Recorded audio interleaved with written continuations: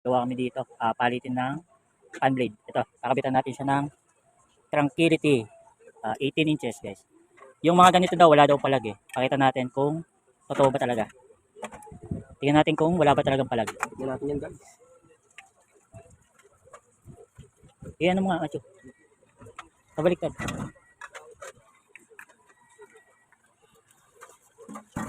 Yan. Ayos yan. Sarado mo na. Nasaan ko? Ito, sarado mo muna.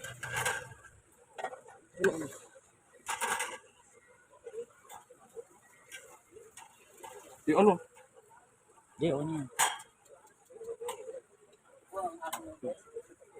Yan. Sige. Number 1 mo.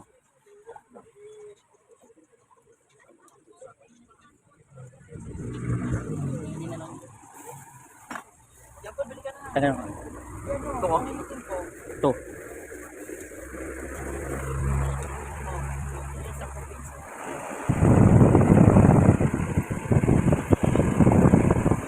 Three. Mabibrate guys. Mabibrate. Kumbaga may palag yung kasi niya. Ayan o. Sa 1 mo. 1 Macho. Ayan o. Nalalaman mo yan kung wala siyang vibration dito sa taas niya. Kailangan niya wala yan eh. Pero dito guys, meron yan. Pagka kasi ganyang mabibrate, sa LC yan eh. May epekto yan sa shaft embossing niya. Baka kalaunan niyan, sisirahin yung shaft embossing niya. Ito, i-align muna natin guys. Okay ma'am. Wala, hindi pala totoo yung Tranquility na wala daw palag. Yan dito guys. Ito kasing kinabit natin, Tranquility. May palag siya eh. Once na shellpack natin dyan, then paanda rin. May palag, kumbaga nagbabibrate siya pagka umaanda. Ito, inalign natin siya. Try natin kung mawawala yung vibration niya.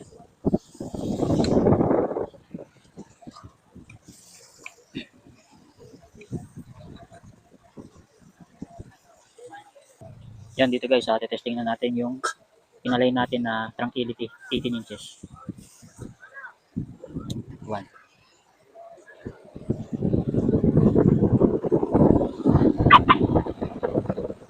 Yan, wala siyang vibration. Yan. Vibration kasi yung wala na.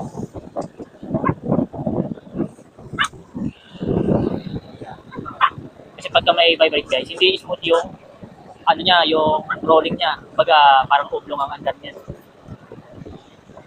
Pagka ganyang alignment, pagka ganyan na align na, ayan, smooth na guys. Bilog na bilog ang ikot niya. Kumbaga wala siyang vibration eh, no? Kita niyo ba guys, eh, no? Yung vibration niya dun sa lakas ng ikot niya, ayan, no?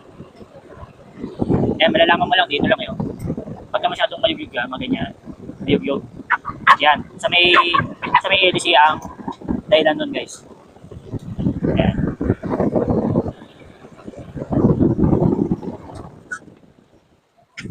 Kaya pagka magpapalit kayo ng LC, siguraduhin nyo na ano siya, hindi siya nagbabibrate, kumbaga hindi makalampag. Kasi pagka makalampag yan guys, may epekto yun sa shaft embossing niya. Dito guys, may epekto yan dito sa shaft embossing. Kumbaga yung alignment kasi nababago yan guys. Habang nagbabibrate siya, tapos umaandar. Nagbabago yun guys. So okay na. Na-align na natin yung pinaka fan blade niya.